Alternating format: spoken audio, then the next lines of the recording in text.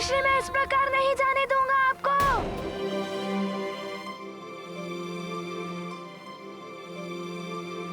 नानी, मेरा हाथ पकड़िए।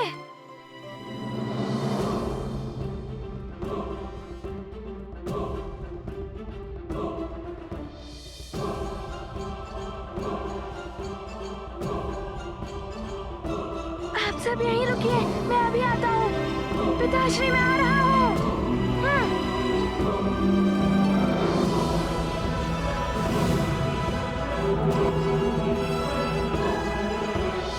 हनुमान! हनुमान!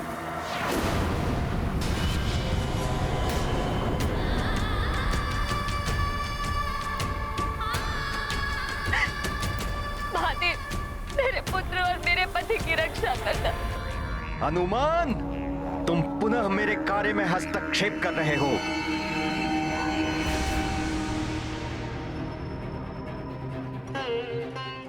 महादेव, हम आपके तीर्थ की यात्रा के लिए निकले थे। यदि मेरे पुत्र और पति को कुछ हो गया तो मैं भी अपने प्राण त्याग दूंगी। आपको हमारी सहायता करनी ही होगी।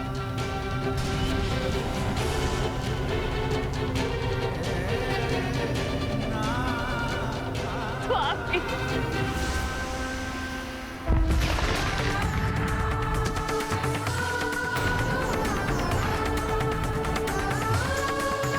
पिताश्री,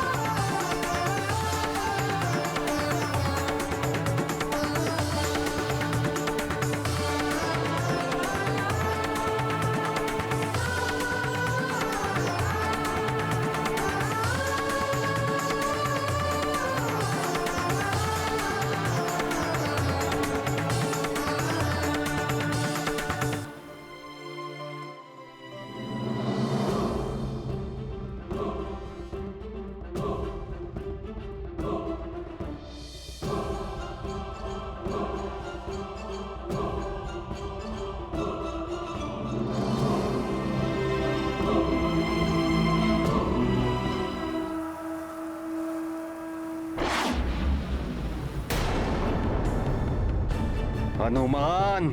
कालदेव, मैंने तो पूर्व ही कहा था कि हनुमान के रहते आप केसरी का कोई अहित नहीं कर सकते। दंड तो दूंगा मैं हनुमान को, और उसके लिए इस बार हनुमान को कहीं और उलझाए रखना होगा।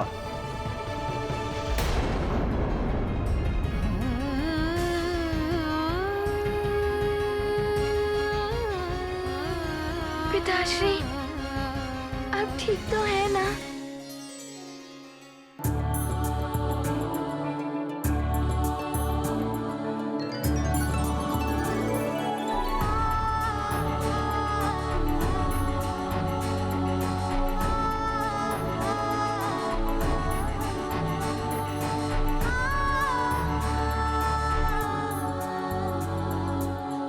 मेरे लाल,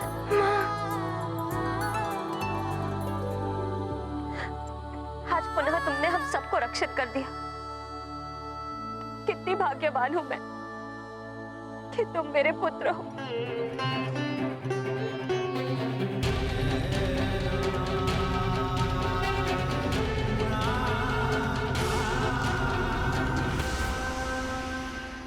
माँ, पुत्र का कर्तव्य होता है अपने माता पिता के कष्ट हरना। इसलिए जो कुछ भी हुआ वो सब आप दोनों के आशीर्वाद के प्रताप से ही हुआ है। हनुमान, संकट तो टल गया, किंतु तापमान असहनीय हो रहा है। हम जितना शीघ्र यहाँ से निकलेंगे उतना ही अच्छा होगा।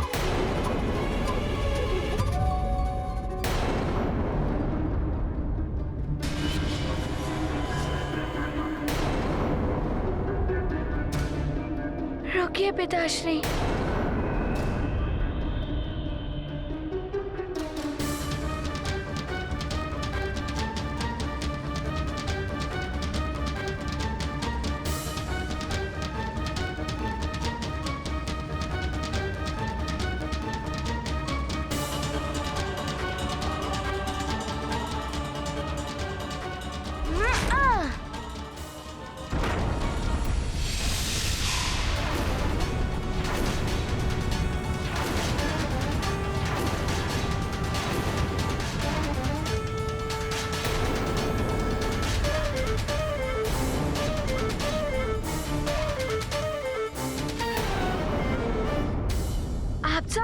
देखिए, वो चट्टान भी उस रेत में समा गई है। इस मार्ग से आगे बढ़ना अनर्थकारी हो सकता है।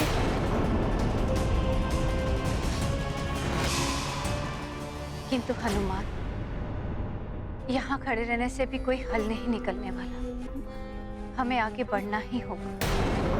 हनुमान, इस क्षेत्र को तुम हमें उड़ाकर पार करवा सकते हो ना? मित्रों, तीर्थ यात्रा पद यात्रा से ही करनी चाहिए, तभी अधिक फलदायी होती है। किंतु फिर हम आगे जाएंगे कैसे?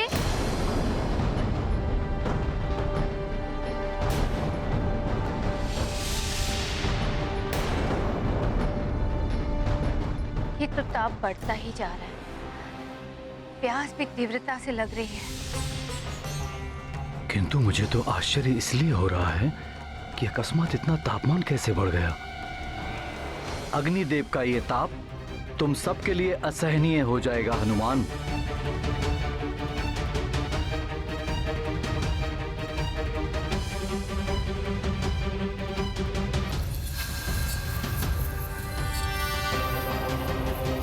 तापमान बढ़ेगा, प्यास बढ़ेगी, और जब सब प्यास से व्याकुल हो उठेंगे, हनुमान को जल के लिए जाना ही होगा।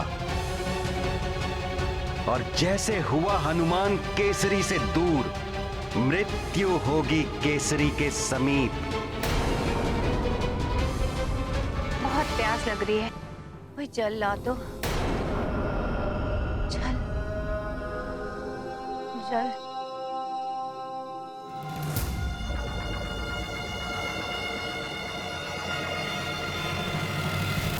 नानी जी, नानी, हाँ उठिए, आगे खोलिए।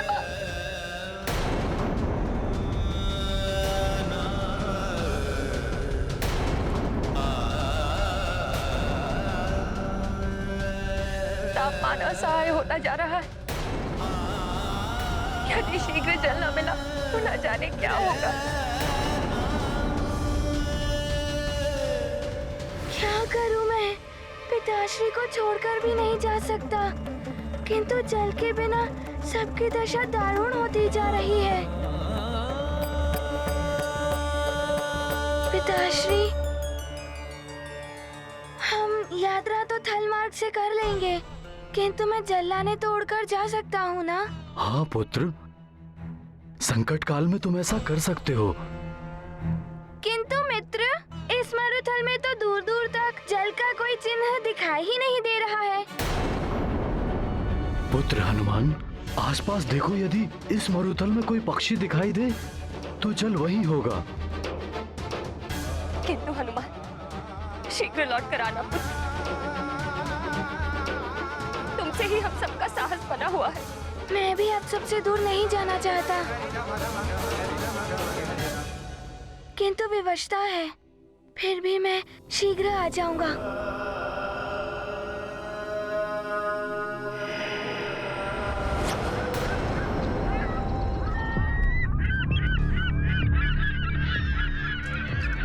वो देखो, वहाँ पे पक्षी दिखाई दे रहे हैं।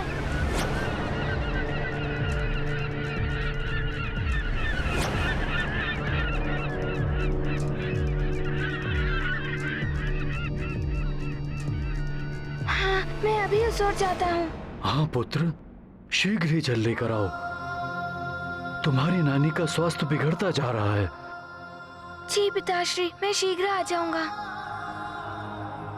हनुमान, हम भी तुम्हारे साथ चलते हैं। हम तीनों मिलकर अधिक जल ले आएंगे।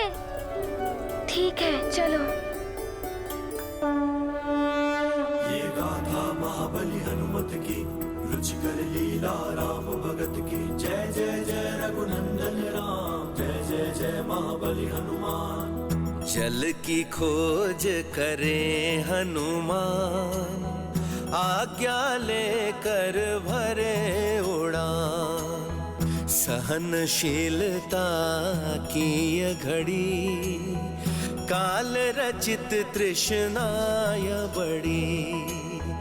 तीरथ व्रत है परम तपस्या, प्यास भूख है धर्म परीक्षा। रक्षा, मंगल भवन अमंगल हारी, हनुमत रक्षक जगत सुखारी। ये गाथा महाबली हनुमत की, रुचिकर लीला राम भगत की। जय जय जय रघुनंदन राम, जय जय जय महाबली हनुमान। हनुमान, यहाँ पर सरोवर दिखाई दे रहा है।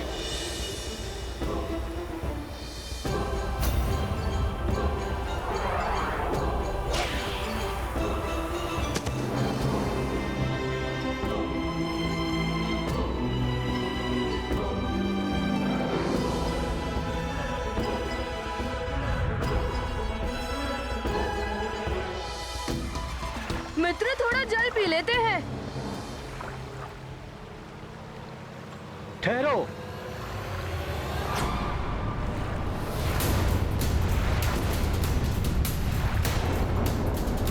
मित्र, मित्र नल, क्या हुआ इसको? किसने की ऐसी दशा? वानर बालक,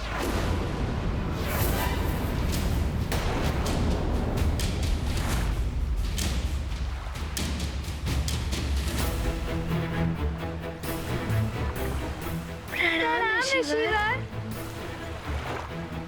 क्या आपने ही मेरे मित्र की ऐसी दशा की है? हाँ, मेरी चेतावनी के पश्चात भी तुम्हारे साथी ने जल का स्पर्श किया। मेरे प्रश्न का उत्तर दिए बिना जो भी इस जल का स्पर्श करता है, उसकी यही दशा होती है।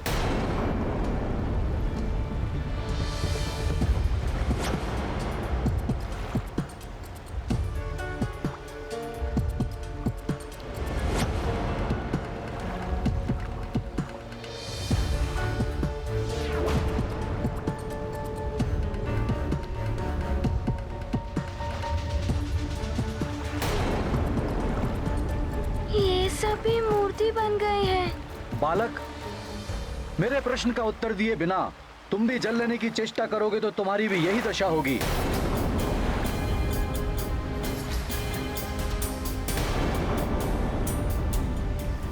क्या सोच रहे हो?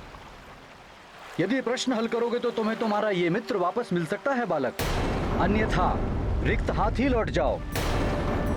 समय अल्प है, नल को भी वापस पाना है, जल भी चाहिए, इनकी बात माननी ही पड़ेगी। किंतु ऋषिवर, यदि मैंने आपके प्रश्नों का उचित उत्तर दे दिया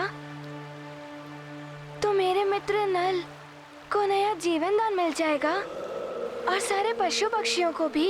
हाँ, हो सकता है। दो मेरे प्रश्नों का उत्तर। मैं प्रस्तुत हूँ आपके प्रश्नों का उत्तर देने के लिए, किंतु पहले आप ये बताइए, आप हैं कौन? मुझे आपका स्वर परिचित सा लग रहा है। मैं कौन हूं ये महत्वपूर्ण नहीं है बानर बालक। महत्वपूर्ण है तुम्हारे इस मित्र का जीवन, महत्वपूर्ण है ये जीवनदायी जल। बोलो, क्या चाहते हो? ऋषिवर, मेरी नानी और सब जल के बिना बहुत कष्ट में होंगे। आपको जो पूछना है शीघ्र पूछिए। पुनः विचार कर लो बालक। मैं तुमसे 3 प्रश्न पूछूंगा, यदि एक का भी उत्तर त्रुटिपूर्ण रहा तो तुम भी इन सब की भांति पत्थर की मूर्ति बन जाओगे। बताओ, स्वीकार है?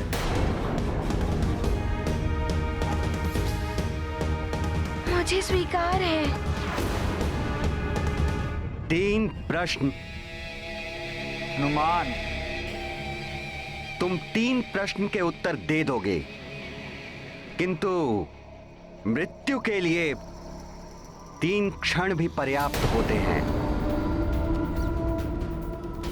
उधर तुम 3 प्रश्न के उत्तर दोगे, इधर मृत्यु की धुन बज उठेगी और तुम्हारे पिता केसरी के लिए अंत का आरंभ हो जाएगा और फिर वो समा जाएंगे काल के गाल में। माँ की दशा तो चिंताजनक होती जा रही, न जाने क्या होने वाला। धीरज रखो अंजना,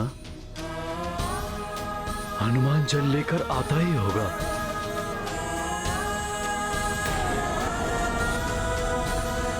चल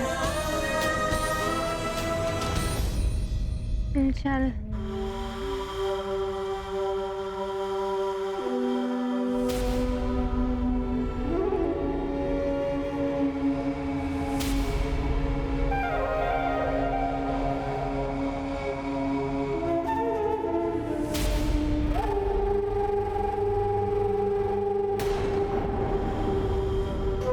ये ध्वनि कैसी?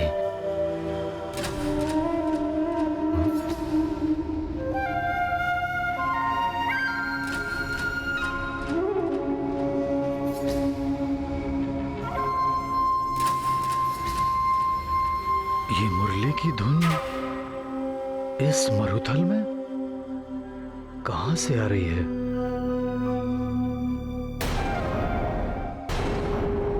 क्या हुआ स्वामी? क्या देख रहे हैं? ये मुरली की धुन, न जाने इस मरुथल में मुरली बजाने वाला कौन आ गया?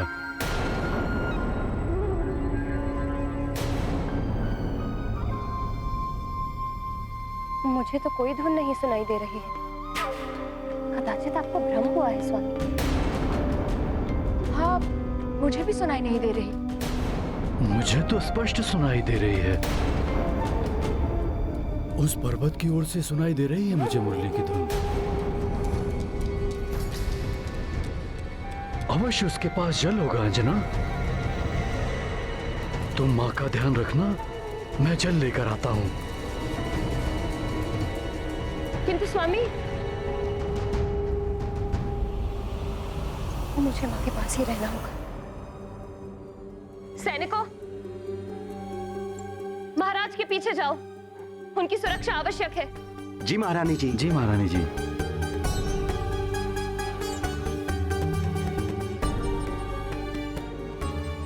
अब तक तो हमारे मित्र हनुमान को आ जाना चाहिए था। ना जाने कहाँ रह गया हनुमान।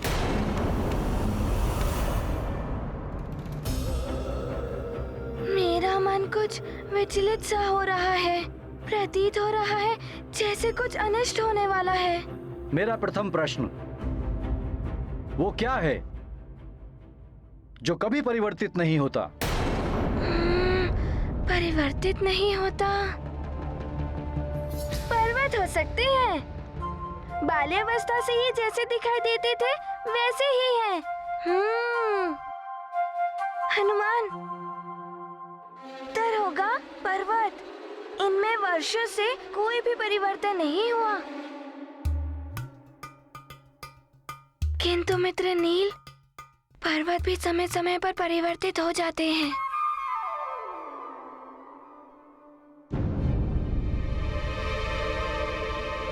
जो अगोचर है, अर्थात दिखाई नहीं देता, किंतु सदा स्थित रहता है, वो है सत्य। सत्य कभी परिवर्तित नहीं होता पुत्र। ऋषिवर, मेरा उत्तर है सत्य। सत्य कभी परिवर्तित नहीं होता। उचित उत्तर बालक।